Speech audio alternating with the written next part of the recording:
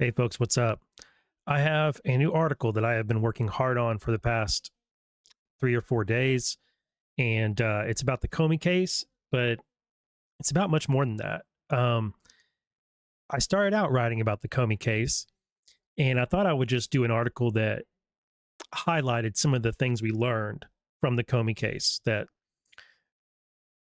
some things we could take away from it and be like, well, it didn't result in the way that we hoped it would result, uh, but here's what we learned. Kind of like a recap, kind of like a post-mortem in a way, a debrief. And through the course of writing it and trying to answer that question of what did we learn,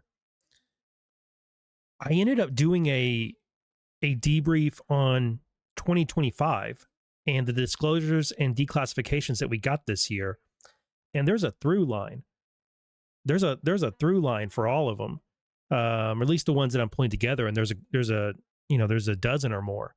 And so the article evolved into this debrief that was much grander than I originally intended.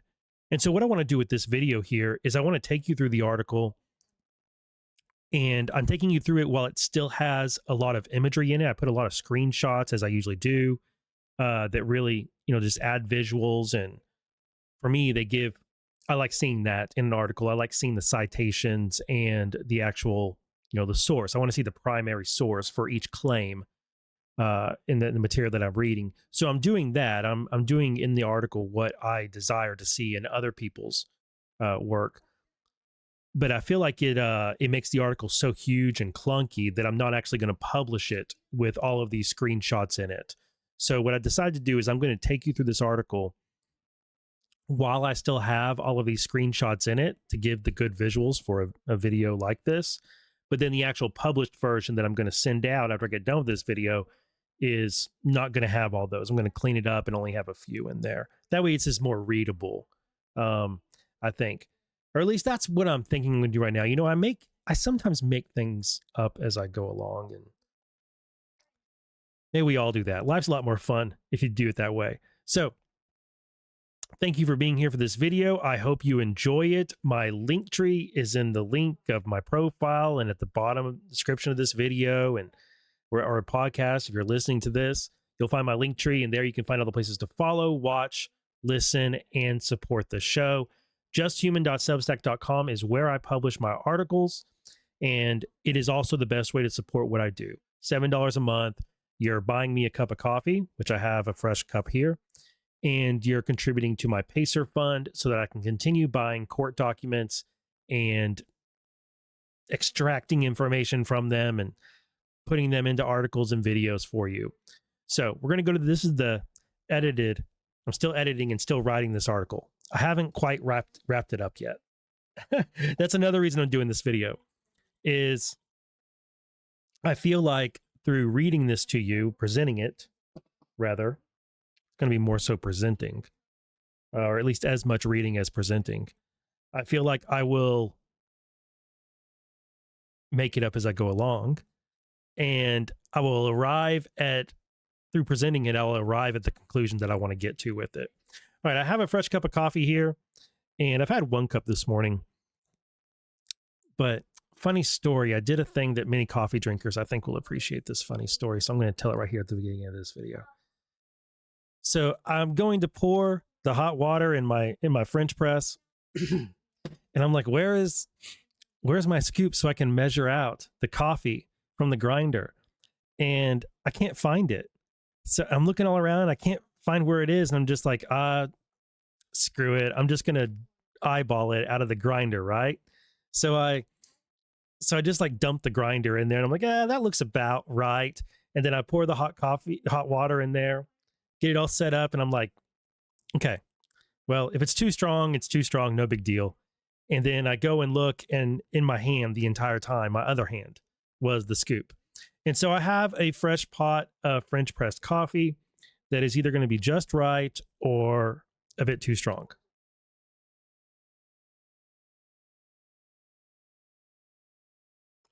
I'm going to judge that as just right. It's almost as if I know exactly what I'm doing. Okay. Which isn't always true of these videos. I don't always know what I'm doing. Okay, let's get rid of that blue bar. That's annoying. Okay, so right now, tentatively titled, What Did We Learn from the Comey Case? The dismissal leaves many asking, what was the point of it all? That's a question I aim to answer with this article. The short-lived criminal case against former FBI Director James Comey for one count of false statement and one count of obstruction is dead and appears unlikely to be revived. So it seems a decent time to ask, did we get what we wanted out of the James Comey case? Well, it depends on what you were in it for. The obvious answer for many is a firm no.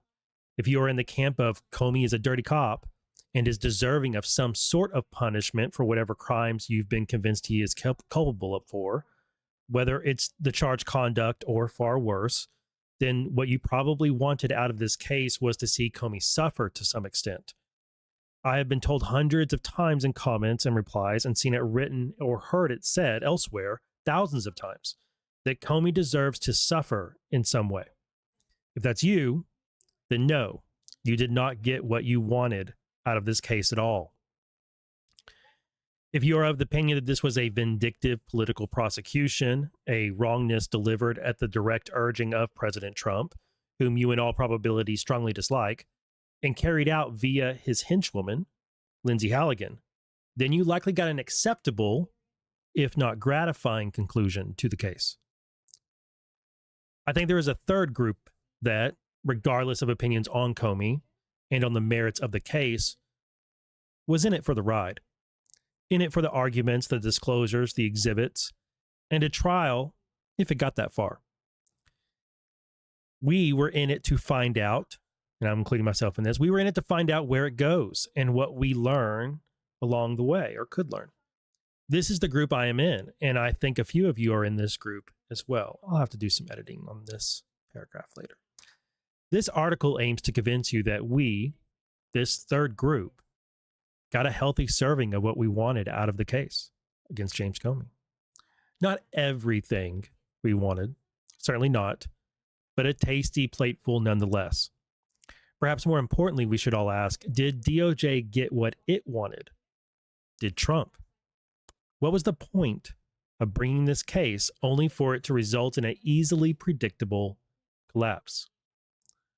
This article aims to answer all of those questions as well.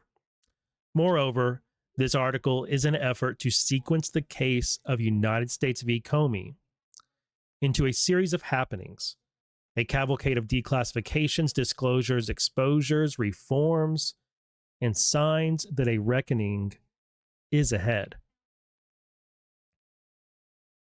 Disclosures begin.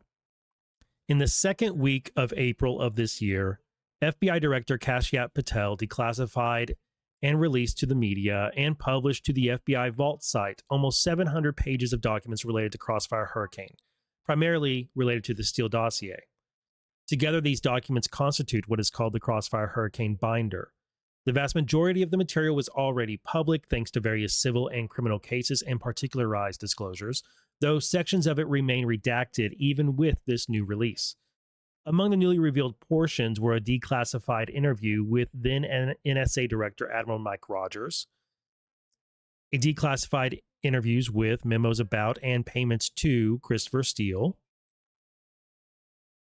memos detailing circulation of the Steele dossier within the FBI, an FBI memo regarding State Department staff's awareness, specifically Victoria Newland's knowledge of and inquiries regarding Christopher Steele's CHS status with the FBI, more Lisa Page and Peter Strzok text messages, and more documents concerning Mike Flynn, Svetlana Lokava, and Stefan Halper. These early April 2025 articles from Just the News, which I link here, and here, have a lot of new binder material summarized, organized, and linked. And as you can see here, I have all these footnotes. This article right now has 30-something footnotes to it, 30-something links to other material, primary sources, threads, videos, etc. Told you I've been working, doing a research paper here. That's what we do here. Room 9582. Just days after declassifying the Crossfire Hurricane binder on April 15th, FBI Director Kash Patel assembled a team to examine possible reform of policies, procedures, compliance, and culture at the FBI. Known as the Director's Advisory Team, these investigators were soon alerted to an unusual discovery: a hidden room with 5 burn bags containing classified documents and sensitive intelligence. These items were located in a rarely used, restricted access room, a vault, as Kash called it, at the FBI's Washington, D.C. headquarters. This was room 9582, a sensitive compartmented information facility, a SCIF, and you probably heard about it from FBI Director Patel when on June 6, 2025, he went on the Joe Rogan podcast and easily wowed Rogan with fantastic and embellished storytelling about finding the room and what lay hidden within it. Listen to the clip below for a few minutes as Kash describes this discovery. I should probably make sure y'all are going to have audio on this. Okay. Think about this. Me, as the director of the FBI, the former Russiagate guy, when I first got to the Bureau, found a room that Comey and others hid from the world in the Hoover building, full of documents and computer hard drives that no one had ever seen or heard of. Locked the key and hid access and just said, no one's ever going to find this place. What? Yeah. So my guys are going through that right now. What's in there? A lot of stuff. I mean, that's the thing. People are like, well, okay, go arrest him. And I'm like, okay, well, how about you let me run a methodical investigation while I give over information? One of the things we gave over before this, the room deal was, I don't know if you remember who Nellie Orr is. It doesn't really matter. Nellie. I very much doubt that Joe Rogan ever knew who Nellie Orr was. I don't mean to be insulting, but he's Joe Rogan. And you hear him being wowed by Kash Patel and his storing of this. But if you want the public's attention, all right, well, let me see. I have this quote. I haven't quite decided where I want to put this quote in here. The adventures first.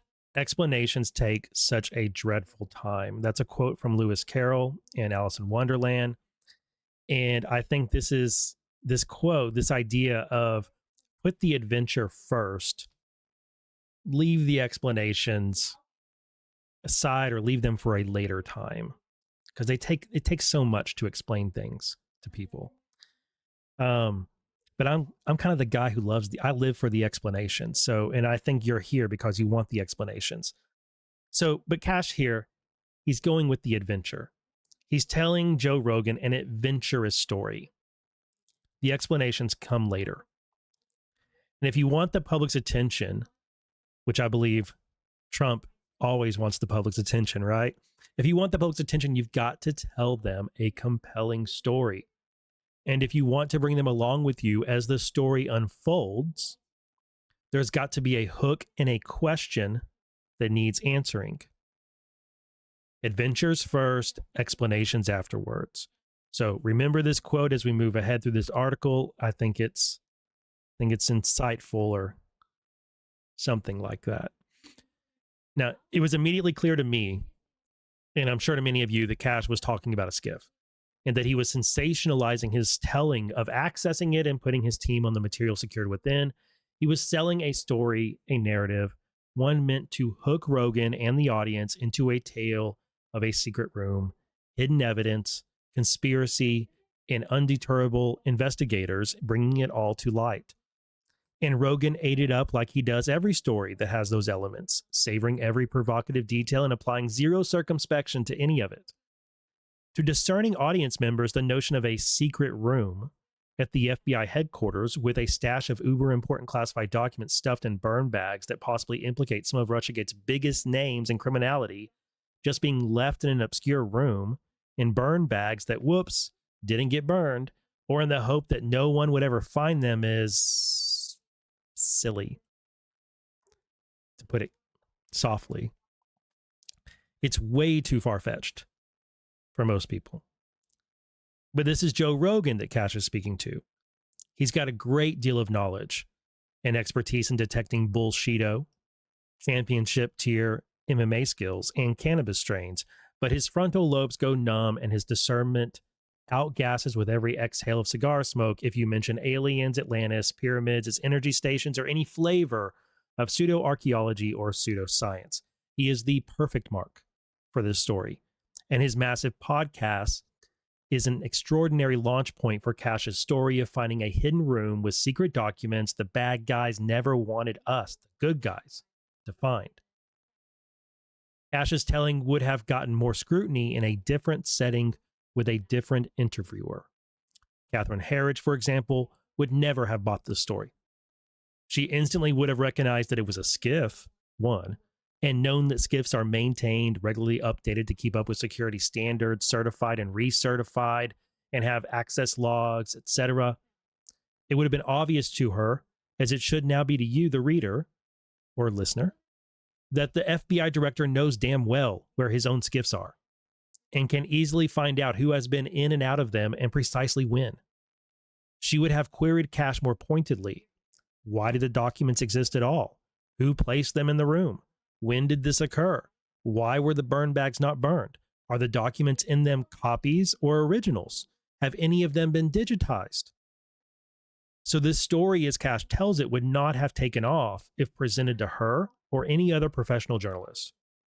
Not in any fashion remotely similar to the soaring spectacle that it achieved from being launched on Rogan's podcast. And I'm sure you guys have heard this story repeated many times and seen many articles and social media posts about Cash Patel finds burn bags left from the bad guys and what's in them. They were trying to hide evidence and all these things, right? How many of them actually told you that it was a skiff? Well, that's not near as exciting. They kept it embellished. The story gained its spectacle, its fantastical nature and embellishments in this telling, and most every other media article I've seen that followed this reveal from Cash kept all of those things adorned to it. And because it works. It's enticing, it's intriguing, it's scandalous. Of course, once you encounter things with that sort of awe, that sort of wow factor, it puts your discernment on hold. It kind of freezes you into just like taking it in that way instead of being like, wait a minute. How is it that any of this could happen? I have questions, right? And then pretty soon you arrive at, oh, so it's a secure room with access logs, which means everybody who went in and out of it can be tracked. And many of these things were digitized. Wait a minute. They secured the evidence in a secure room. Almost like they wanted it to be found, not hid it. Anyway, in my opinion, this was all intentional, as you have now guessed, I'm sure. The FBI director wanted to seed a story of high intrigue of dirty secrets kept buried by others, now unearthed by his team. It was launched there and then boosted higher by the usual cast of right-wing media highlighting the story with outrage posts and typical reactionary influencer accounts doing their thing. However, Cash's story is not to be dismissed, not at all. He's telling a true story in a fantastical way. He's conveying it for effect and impact and virality, but it is still a true story. In the details of the story, the thread of the Comey case, and I think cases still to come, makes a stitch. And let's go back to what he said. Quote, I found a room that Comey and others hid from the world in the Hoover building full of documents and hard drives that no one had ever seen or heard of.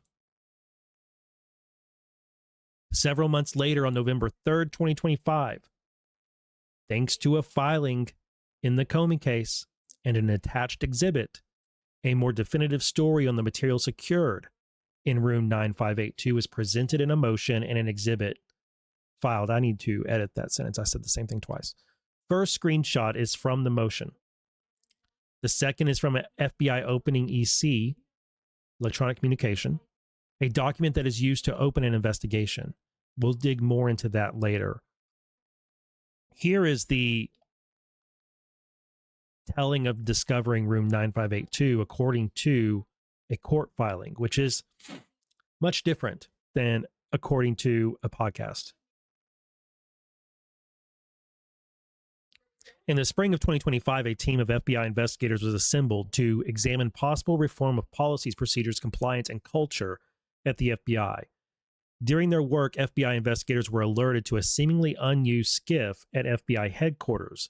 This is room 9582, containing a random collection of classified documents. A large majority of the documents were on the floor in 5 burn bags. Room 9582 was then subject to an inventory for the documents that were located inside. Investigators located hundreds of pages relating to Crossfire Hurricane, and then classified appendix to the 2016 Durham Special Counsel report, which has now partially declassified. That's right, partially. We don't have every page of the Durham report yet. Additionally, inside a locked safe within room 9582, investigators located copies of additional or handwritten notes of the defendant, James Comey, when he was the director of the FBI.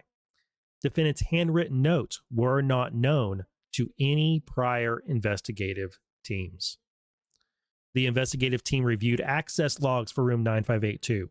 The access logs showed an extended period of dormancy, where room 9582 was rarely, if ever, accessed. Then, in late December of 2024, access to room 9582 began to pick up with a spike of activity occurring over the inauguration weekend, January 19th to 22nd of 2025. Here is the story from the opening EC, which, as you may have deduced, means an investigation was opened based on discoveries within that room. On or about April 15th, 2025, the director's advisory team was informed of an unusual discovery of highly classified and sensitive documents found inside 5 burn bags located in room 9582, a certified sensitive compartmented information facility, a SCIF, at the FBI headquarters building in Washington, D.C. A cursory inventory of the 9582 SCIF revealed the existence of classified documents, including documents documents believed to be official records inside burn bags, which appeared to have been placed in the SCIF around the time frame of the 2025 presidential inauguration, Friday, January 17th, 2025 through Wednesday, January 22nd, 2025.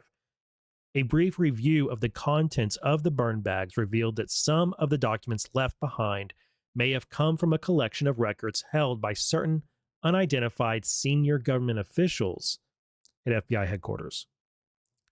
One of the documents found in that room became an exhibit in the Comey case.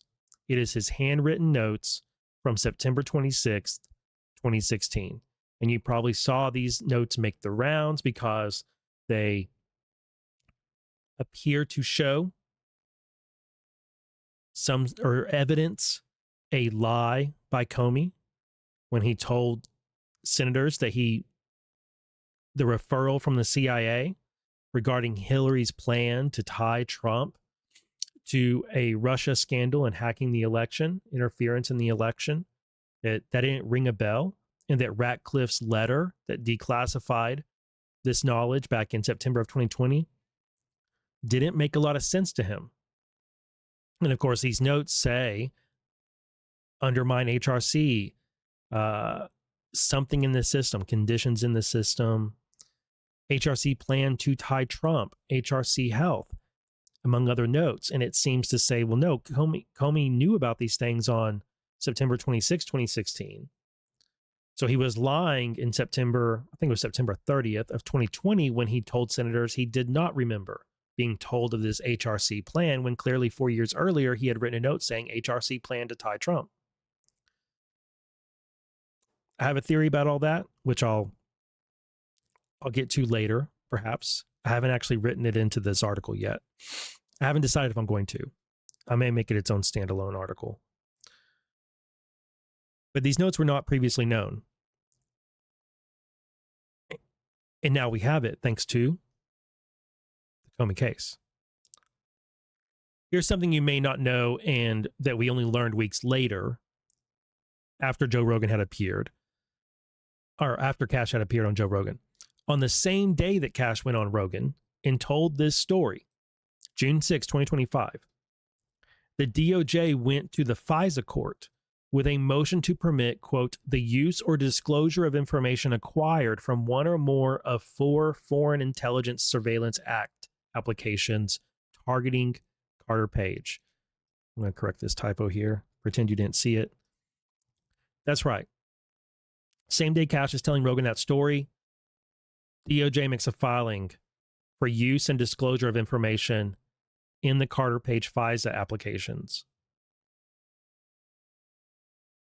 On June 17, 2025, the judge approved this motion allowing DOJ, FBI, and OIG to review the Carter Page FISA application material and prepare it for transmissal to Senate and House Judiciary Committees. Now, why was that going on?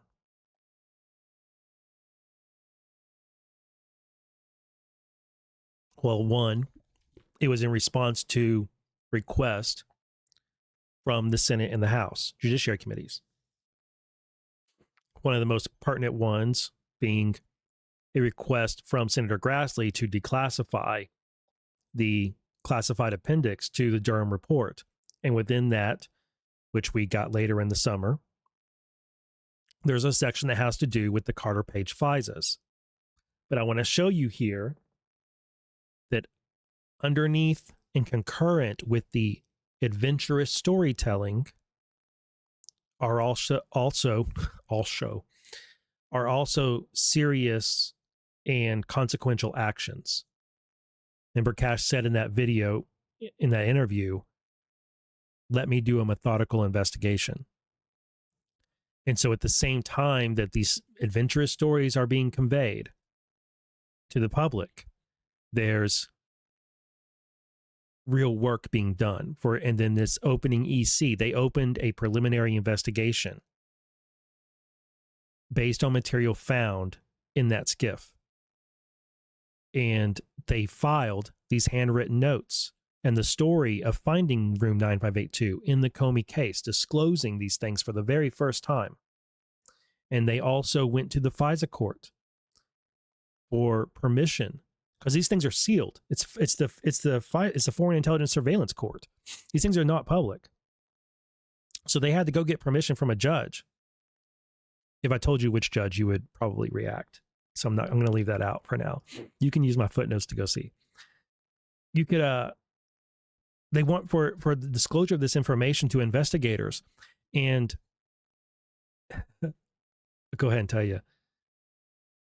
The same people, the same FBI agents who are working, some of the same FBI agents who are working this preliminary investigation based on what they found in room 9582, the skiff, also involved in the Comey case. Now, we're just getting started. Disclosures accelerate and referrals begin. A month after Cash tells Rogan about the hidden room with the burn bags, the disclosure phase shifts to higher gear. Each of the following disclosures deserve careful examination and can be connected to Comey either with long or direct pieces of string. Some of them have very direct connections to Comey. Some of them, it's a little bit more secondary or tertiary, but it's still a connection to Comey. For the purposes of this article, I'm just going to sequence them together in the order that they were made, and then sew a thread through certain parts of them to the dismissed case against Comey. Because remember, we're trying to answer the questions, and I should probably put that here. I'm going to type this in right here, live. You can watch.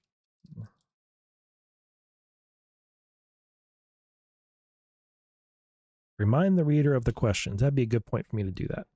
Okay, July 2nd.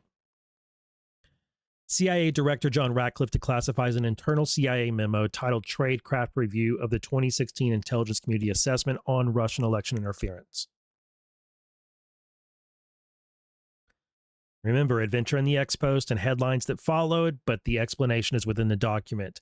Turns out, we didn't know it at the time, but turns out in May 2025, CIA Director John Ratcliffe tasked people within his agency to do a tradecraft review of the 2017 ICA, lessons learned, what went wrong, etc., etc.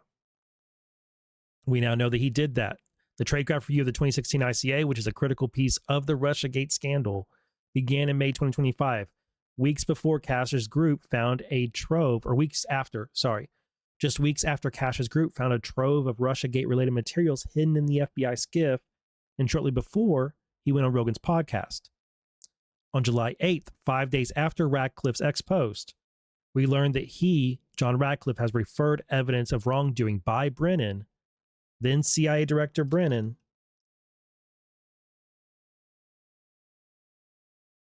to FBI Director Kash Patel for potential prosecution. Potential criminal prosecution, of course. But I'm just going to go ahead. Do I really need to say? No, I can leave that out. Seems redundant. At the same time, we also learn of an investigation into former FBI Director James Comey, but no details yet.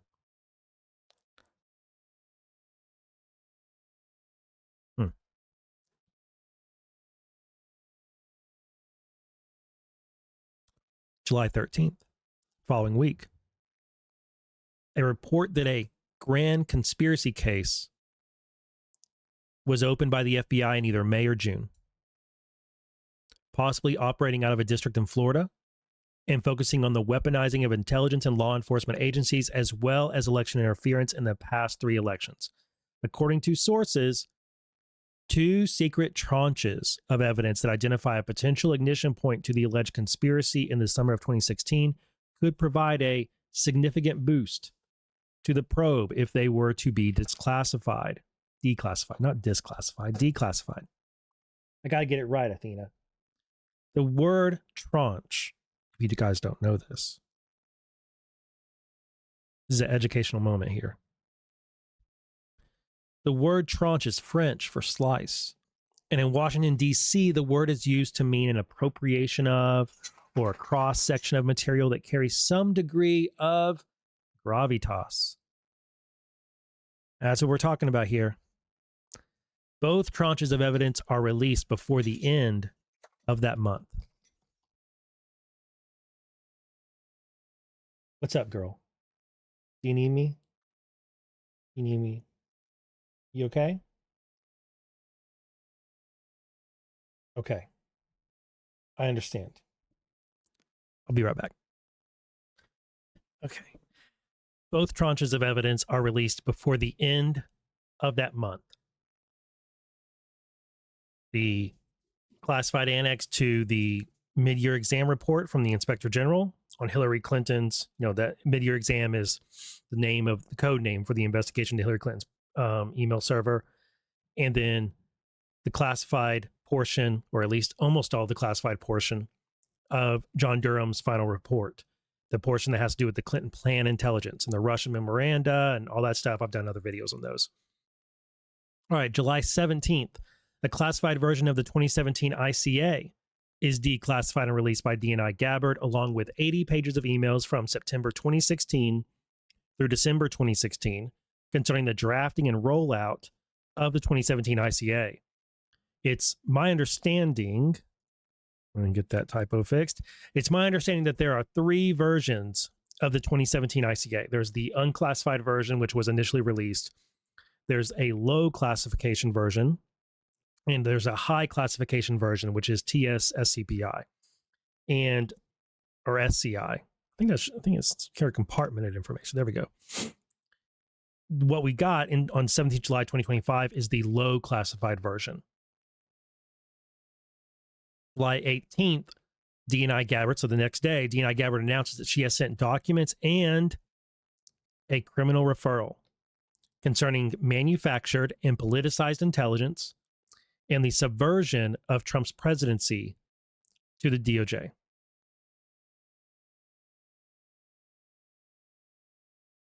3 days later, July 21st, classified appendix of IG Horowitz review of the FBI's mid-year exam, declassified and released.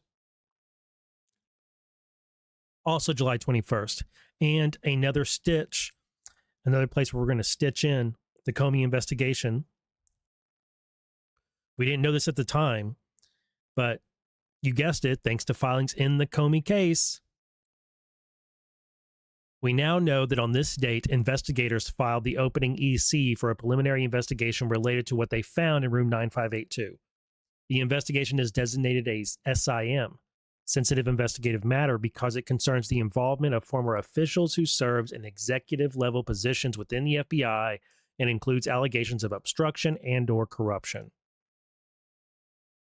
And it's right there, Miles Starr. He's the contact on this. I guess he's the lead case agent. It's Miles Starr and John Eckenrode. Miles Starr was the lead case agent on the Comey case.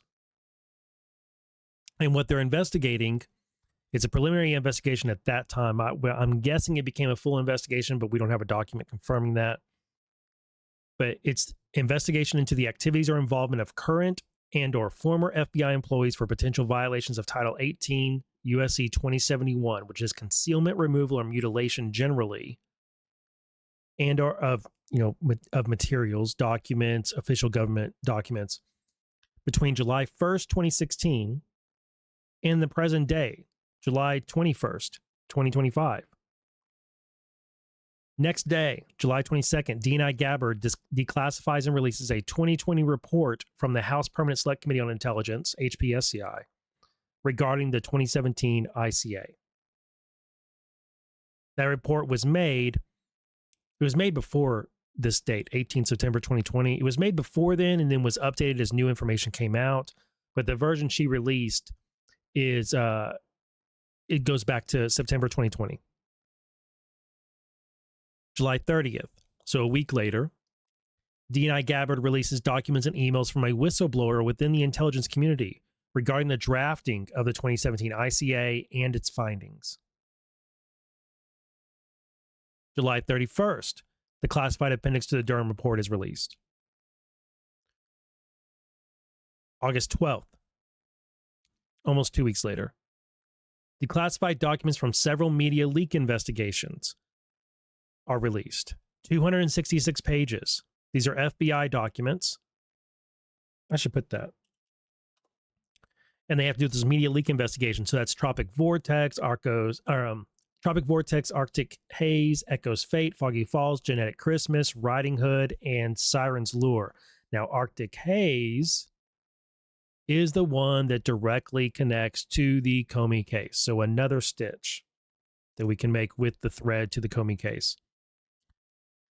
It's that investigation, which ran from August 14th, 2017 through September 8th, 2021, that a significant amount and a controversial portion of evidence was extracted from for United States v. Comey. In the course of Arctic Haze, investigators took out 4 search warrants on Daniel Richman, who's person 3 from the indictment in the Comey case. These search warrants and the material seized by the FBI from Richman became a huge issue in the Comey case. It is thanks to the case against Comey that we learned the details of the search warrants and that investigators had not only gone beyond the scope of them, they had failed to properly segregate attorney-client privilege communications in them. These privileged communications were central to the indictment against Comey, but prosecutors and investigators, specifically FBI lead case agent Miles Starr and interim U.S. Attorney Lindsay Halligan, had erred when they conveyed to grand jurors information gathered from those privileged communications. I have much more on this in my United States v. Comey playlist on YouTube and Rumble. But we got these details of these search warrants. We now know when they were issued, what their scope was. Specifically, if was it the last one went for this last one was issued on June 4th. The first one was issued on August 27th, 2019. They targeted Richmond's hard drive. Remember, what did Cap say they found? They found hard drives. Well, this might be a copy of Richmond's might be among them. They found Richmond's the search warrants were for Richmond's hard drive, They were for his email accounts. They were for his iCloud account, his iPad, his iPhone. But they also, because he's a lawyer, they were supposed to separate attorney-client privileged communications from this evidence, and that did not happen, which is how lead agent Miles Starr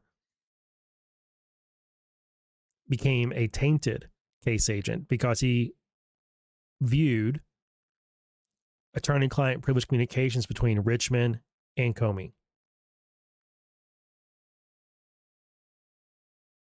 Conveyed what he had learned to the grand jury before they indicted Comey, and then afterward, Office of Legal Counsel pulled him off the case because he was tainted. He should have never been exposed. Weeks into the case, a judge ordered DOJ to turn over the Arctic Haze and grand jury materials to the defense.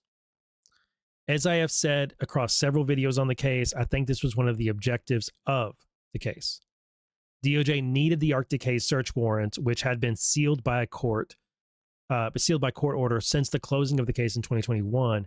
They needed those unsealed, and the case against Comey caused that to occur. I've jumped ahead to November 2025 and highlighting these revelations from the Comey case, but we are not done with the disclosure cavalcade of the summer. So let's step back to where we were in its chronology, because there's one more drop I want to include. On August 13th, DNI Gabbard released an email exchange between then DNI James Clapper and then NSA Director Admiral Mike Rogers, then FBI Director James Comey, and then CIA Director John Brennan. The emails are about the initial draft of the 2017 ICA and show Clapper pushing hard to finalize the 2017 ICA and push it out. But Admiral Rogers is expressing that his team is not, or has not, quote, had sufficient access to the underlying intelligence and has not had sufficient time to review that intelligence. Admiral Rogers has concerns and wants more time and access to the intelligence. DNI Clapper is not interested in concerns, in the concerns. Can I type? In the concerns of NSA Director Admiral Rogers or his people, replying that, quote, more time is not negotiable and that we, meaning Rogers in this context, may have to compromise on our normal modalities since we must do this on such a compressed schedule, which I'll get into in just a minute why it was compressed. These emails don't exist in isolation. They are part of a thread of emails declassified by DNI Gabbard in July, and also arise in the Tradecraft Review released by CIA Director Ratcliffe at the beginning of this disclosure cavalcade. I have a thread in a 5-minute video on these disclosures and how they connect to each other in these two links, places I've linked here. Have you picked up on a theme here?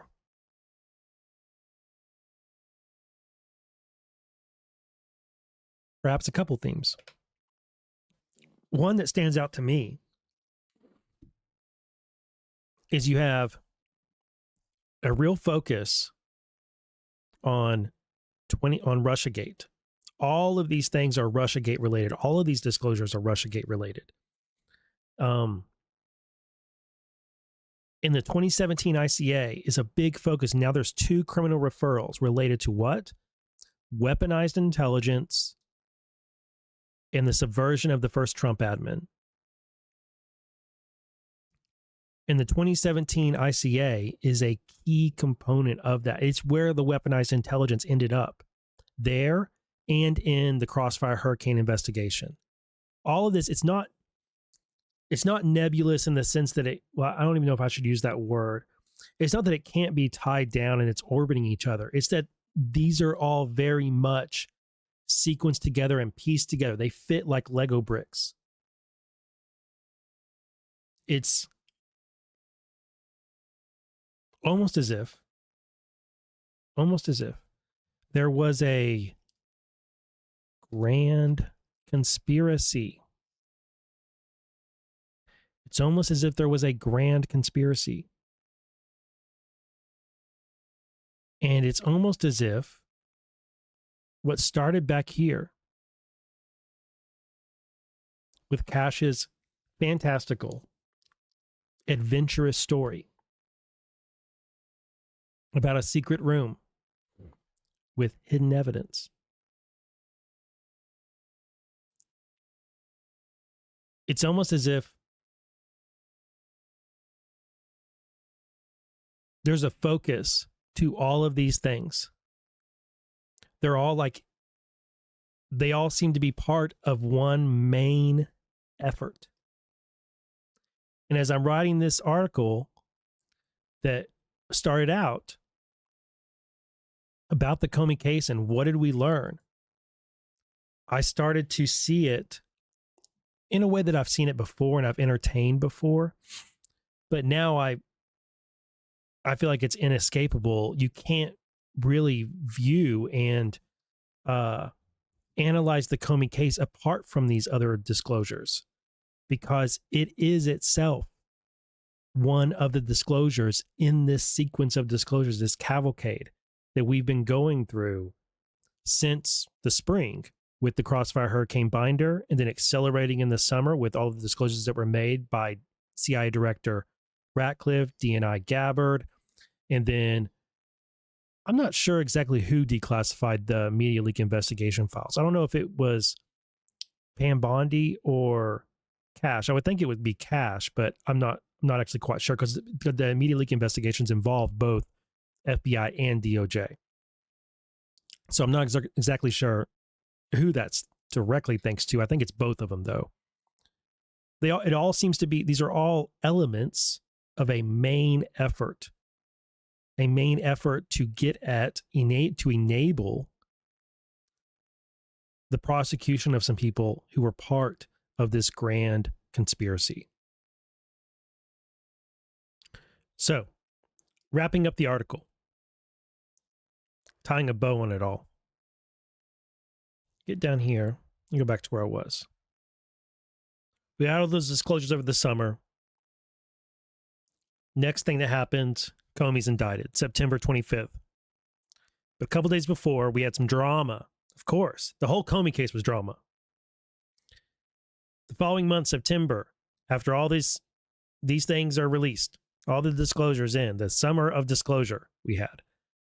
Following month in September, another adventure comes along. The firing of then interim U.S. Attorney for the Eastern District of Virginia, Eric Siebert, and the hiring of now disqualified interim U.S. Attorney for that same office, Lindsay Halligan. These events played out in public and in a spectacular fashion, with President Trump reactivating one of his signature roles on popular television, The Apprentice. He fired Siebert for silly reasons, if the ones Trump provided are to be believed. I don't believe them. And publicly urged Attorney General Pam Bondi to appoint White House counsel and former personal lawyer to Trump, Lindsay Halligan. Now, if you go and look at who Eric Siebert is, who his father was, his history, then you know that Eric Siebert was not a bad choice for that office. I don't believe Trump's public reasons. I just believe there's for firing him. I just believe that the public-facing reasons he gave for firing him. We may even see Eric Siebert in this administration again,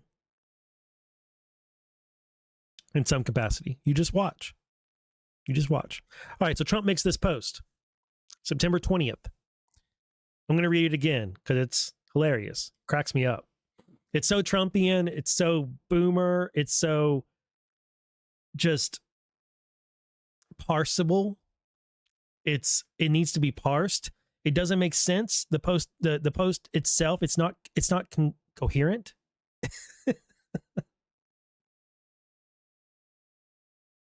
It's perfect. It's perfect Trump. It's set up so that people who hate him will see it a certain way, and people who love him will see it a certain way. They're gonna extract from this what they want. I'm gonna do the same. Join me. Pam, I have reviewed over 30 statements and posts saying that essentially, quote, same old story as last time, all talk, no action, nothing is being done. What about Comey, Adam Shifty Schiff, Letitia, question mark. They're all guilty as hell, but nothing is going to be done. Then we almost put in a Democrat-supported U.S. attorney in Virginia with a really bad Republican past. A woke rhino who was never going to do his job. That's why 2 of the worst Dem senators pushed him so hard. He even lied to the media and said he quit and that we had no case. No, I fired him, and there is a great case. And many lawyers and legal pundits say so. Lindsay Halligan is a really good lawyer and likes you a lot. We can't delay any longer. It's killing our reputation and credibility. They impeached me twice and indicted me 5 times over nothing. Justice must be served now. President DJT. And then Lindsay Halligan gets appointed. Just 3 days later, Comey is indicted. 1 count of false statement, 2 counts count 1 false statement, count 2 obstruction of congressional proceeding. Now, I have over 24 videos on YouTube and Rumble covering the case, filing by filing, including all of the fatal problems with it, one of which ultimately resulted in its dismissal. You guys have probably been here with me, you've probably seen my videos, but if you haven't, you can go to those playlists on YouTube and Rumble, and you can learn about the case and the intricacies of it, the details of it. I'm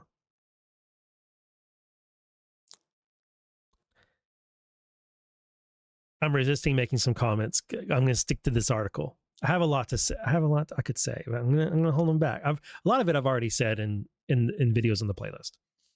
All right, so answers to the questions that we started this article with. 1, what did we get from the Comey case? 2, did we get what we wanted? 3, did DOJ get what it wanted? Did Trump get what he wanted? And what was the point of bringing this case? 1, did we get, or what did we get from the Comey case? This is probably the most important answer in the whole article, is the answer to that question. What did we get from the Comey case? Through the course of United States v. Comey, we learned a good deal of information for the first time, and were provided the following disclosures. A half dozen Comey-Richmond emails plus text message thread, including this email between Richmond and Patrick Finlay at the FBI Office of General Counsel.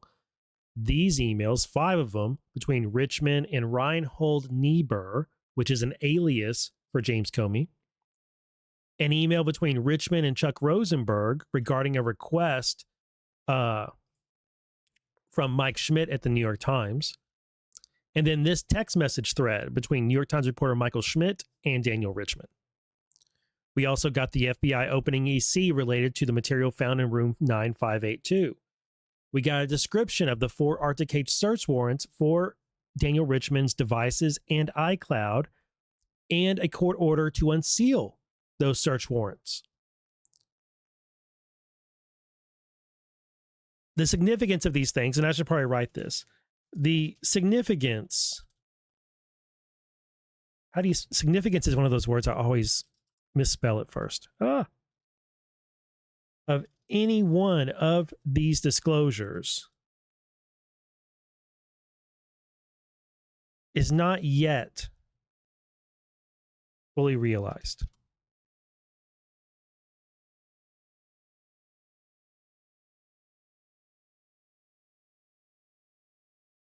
I think I may have skipped it. Comey's handwritten note from September 26, 2016. Also that. So the significance of any one of those disclosures is not yet fully realized. We don't know exactly how those disclosures, how these documents, the text messages, the emails, the handwritten notes, the search warrant material, we don't know exactly how those things might play into a future prosecution, say in a grand conspiracy case to subvert the first Trump administration, or a grand conspiracy case to weaponize intelligence, to defraud the U.S. government, to hoodwink federal law enforcement and intel agencies into conducting surveillance, investigations, to put out intelligence reports that are erroneous. we don't know exactly how these disclosures, how these materials could be used in a prosecution of someone or someones for engaging in that sort of criminal activity. But if you start considering these things, you could see how some of them might be pretty useful in scoping out and pinning down who did what when, for what reasons, what they said to whom, things like that. I think we're going to come back to these things. You know, we didn't know about page struck text messages for a long time, and think about how many times they've been referenced and used. And we got more of them over the summer. Exposing a grand conspiracy, you know, I hate to use some of the regular things that are used, but just for examples like this. But in an investigation, you never know what piece of evidence, not never, but in some investigations, especially highly complicated ones, you don't know what piece of evidence is going to be the piece of evidence, or one of the piece of evidences that the pieces of evidence. I don't. I'm deep in the video. I'm mixing up my words. You don't always know immediately what item is going to break a case open or is going to tie an individual to a criminal act. One example I've told before, and I'll tell it again because it's like a small thing. And I got to be careful, a little bit careful about it. So I'm aware of an investigation into arson where items of evidence that were found at the scene included a number of cigarette butts.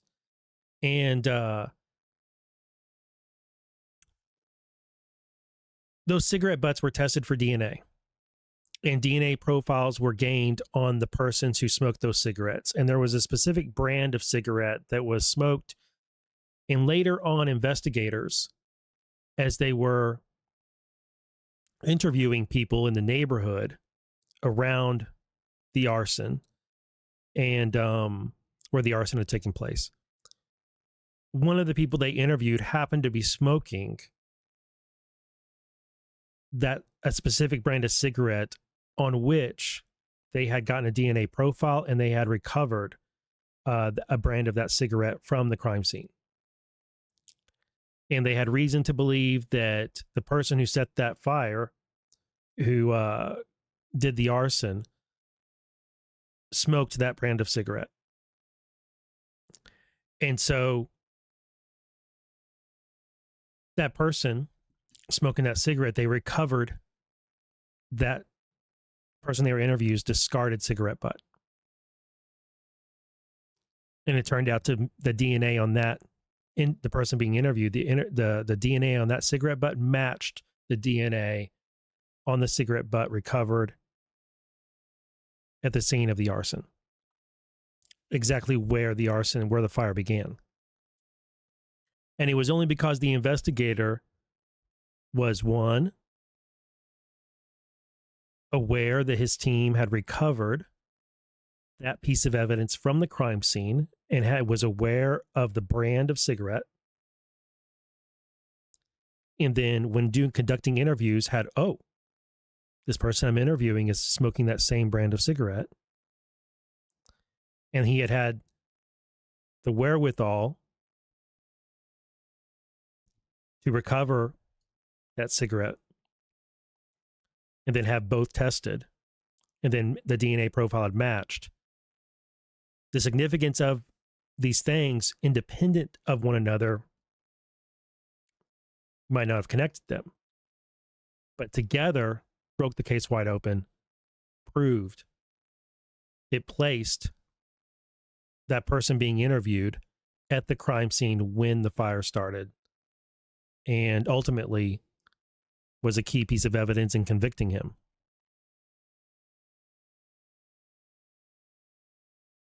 And there's so many stories like that where you don't quite know exactly how important that little piece of evidence is until you see how it connects to other pieces of evidence. And you see how it fits into the grander story of the case, of the crime or series of crimes. In a text message thread, a handwritten note, emails, the things recovered from Richmond's devices, his iCloud account, his phone, iPad, its email addresses. Individually, you might read them and be like, or look at them and be like, okay, well, this is a thing, and I understand what's said in this message or whatever. But how does this help me indict anyone for the Russiagate scandal? Not immediately obvious. But when you put it all together, when you pair it with other pieces of evidence, suddenly you start to see a slice, a tranche, a slice of the conspiracy. And you're like, oh, well, this ties to this and this ties over here. And you can start to connect these things together and scope out a portion of the criminality that you otherwise would not have been able to connect together. There's a something I think about a lot when doing these investigations, like the research for these investigations and the materials that I cover in these shows, especially with Russiagate, is I think about in it's called the Swiss cheese model. In when it comes to aircraft accidents and things failing, because aircraft are extremely complicated, but occasionally something goes wrong with an aircraft, resulting in an emergency or a crash. And when investigators from the NTSB go through and they do their crash investigation and they get all the different pieces of evidence, it's not clear to them exactly which piece of evidence gathered at the scene or which photograph or which video they find from the neighborhood where it crashed or from onlookers, or it's not always immediately obvious initially which is going to be a key piece of evidence. And it's not always obvious exactly how things went so wrong with that piece, with that aircraft, that resulted in it meeting an unfortunate in a crash. And so they have this thing called the Swiss cheese model, and it's a way of describing that things going wrong in a way where all the holes in the Swiss cheese line up. And the way aircraft are designed, like so many machines that are as complicated as they are and who have to meet a high standard of safety and have to have a bunch of redundant safety measures, and they get routine inspections and all these things, is that you're trying to make sure the holes in the Swiss cheese never fully line up, so that a problem, a risk, can't go all the way through a hole in the block of Swiss cheese. It might go through one or two slices of the Swiss cheese, but it doesn't go all the way through because there's all these precautionary measures. There's all these systems and safety checks and redundant systems and fail safes and alarms and procedures and all of these things that prevent so many things going wrong at once that it would result in a crash. And so I think about that model, or the idea of that model, which I like a lot. I like that way of thinking of it. When it comes to Russiagate, the Russiagate scandal and other things related to it or similar, because it's like what investigators are doing, what Kash Patel's team is doing, is they're looking for how the holes in the Swiss cheese line up.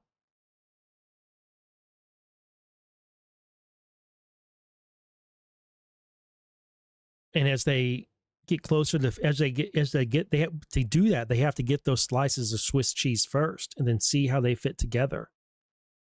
And I see this case like that. So I've just gone off on a tangent a bit, and I've only answered question 1. Let me get back to it. So question 2 was, did we get what we wanted? Well, I'll refer you back to the 3 groups I detailed at the beginning of the article. The first group, not at all. They didn't get what they wanted. In my opinion, they never get what they want. In my opinion, if you're in the first group I talked about at the beginning of this article, where you just want the bad guy that you've been convinced by your favorite media, talking head, persons, influencers, whatever, the bad person you're convinced is a bad person, didn't suffer enough. So you didn't get what you want. I'm going to tell you, if you find yourself in that camp and you find yourself in that sort of camp regularly, you're never going to get what you want. Mostly because you've been convinced of a thing that doesn't actually jive with reality. That's a discussion for another day. The second group, which are people that are kind of on the opposite side, but similar, they're convinced Trump is a no good, very bad guy. And they just want him to lose all the time. So in this instance, they got what they want, essentially. Though they don't understand it any better than the first group understands why they didn't get what they wanted. The two groups are so similar. And us in the third group can laugh about that. And we can also be, to a degree, satisfied because we got what we wanted, but we want more. We want more, don't we? 3, did DOJ get what it wanted? It's impossible to know. But if you assume that getting Comey was not the objective here, which I think is a fair assumption, and this was instead an element of the disclosure push the Trump admin has been making all year long, then a reasonable assumption can be made that they at least got some of what they want, some of what they were after. Again, refer to answer 1. And I'm going to say, yeah, I'm going to refer to answer 1 right there. And actually, instead of disclosure push, I'm going to split disclosure. Yeah, I'll keep pushing there. I think I might revisit that sentence before I hit publish, but it'll work. All right. 4, did Trump get what he wanted? Well, if you reread Trump's Truth Social post above, he argues for an indictment of Comey and James because A, he read 30 statements and social media posts from complaining, dooming black pillars, basically. Which isn't a reason at all. He just says it. He read 30 statements and social media posts from complaining, dooming out black pillars. Same old story, blah, blah, blah. Nothing ever happens. The nothing ever happens crowd.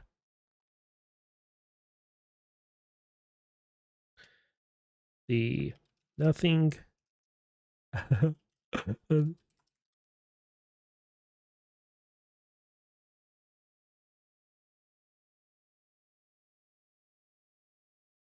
B, he says there is a great case,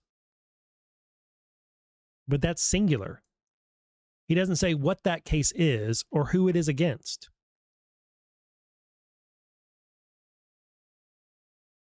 He's talking about 2 people here, Comey and Letitia James.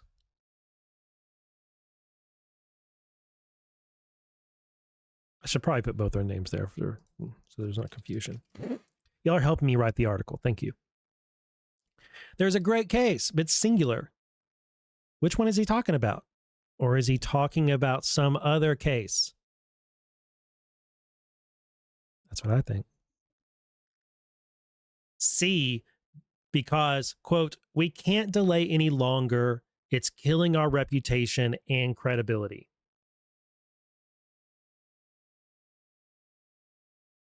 So reason A is a narrative win.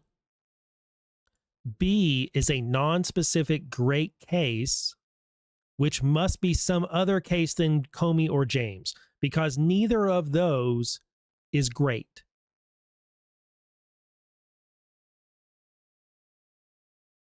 They're both flawed and have now been dismissed.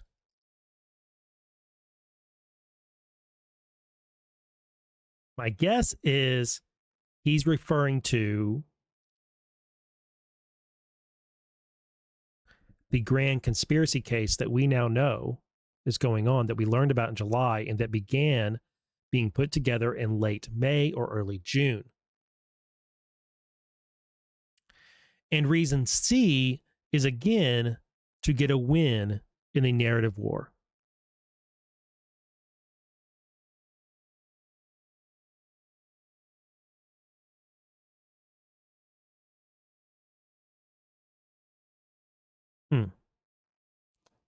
So did Trump get what he wanted? Yeah, he did. At that time, the indictment of Comey and of James were narrative wins. Their dismissals are not narrative wins, but like any other time that a case doesn't go the way people perceive Trump would like it to go, the right-wing media and pundits just blame the judges. Every time. It's the go-to excuse, and people believe it instantly. So he doesn't have to worry about the narrative loss, because it isn't so much a loss as a draw. The public-facing narrative is, we indicted them, we tried, but some crooked judge got in the way. We'll keep trying, MAGA. That's what happens every time. And that's what he said this time. So 4, what was the point of it all? Well, if you made it this far in the article, then you already know. It's the disclosures, the unsealing of the search warrants, the narrative win. It has to be. It has to be. DOJ here, constructed and knew the built-in flaws with the case going in. I've articulated those flaws elsewhere and pushed it forward anyway. They had to know that it would fail, either due to irregularities, truly violations during the grand jury proceedings and factual errors in the indictment, or Halligan's appointment. Again, refer to the answer in number 1 and also in number 4, which I got to correct this because I've made a mistake here. This needs to be 5. See, y'all are helping me so much here. Really appreciate it. The disclosures in United States v. Comey, like the Durham Report's classified appendix, the emails concerning the drafting of the 2017 ICA, the FBI media leak investigation memos, and all the other documents we got in 2025 are needed for the methodical investigations FBI Director Kashyap Patel is doing for the grand conspiracy case that just weeks ago did this. Brennan struck Page subpoenaed as part of federal Russiagate probe. Sources say up to 30 subpoenas related to the probe will be issued in the coming days. That was November 7th, a month ago. Interesting that Trump said he had just read 30 statements and posts in the message on Truth Social, and now we are reading 30 subpoenas related to a federal probe being run out of the Southern District of Florida have been sent out.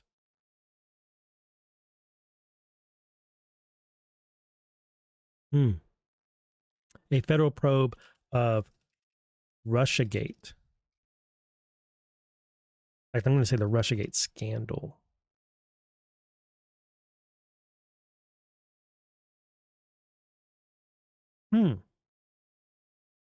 See how this all loops back? What did Cash say back here? What did Cash say? Right. I found a room that Comey and others hid from the world in the Hoover Building, full of documents and hard drives that no one had ever seen or heard of. My guys are going through that right now. What's in there? A lot of stuff. People are like, well, okay, go arrest him. And I'm like, Okay, well, how about you let me run a methodical investigation while I give over information?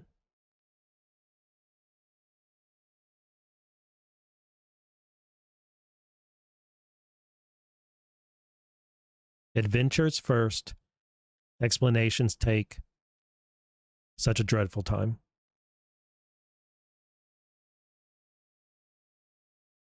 Thank you for joining me.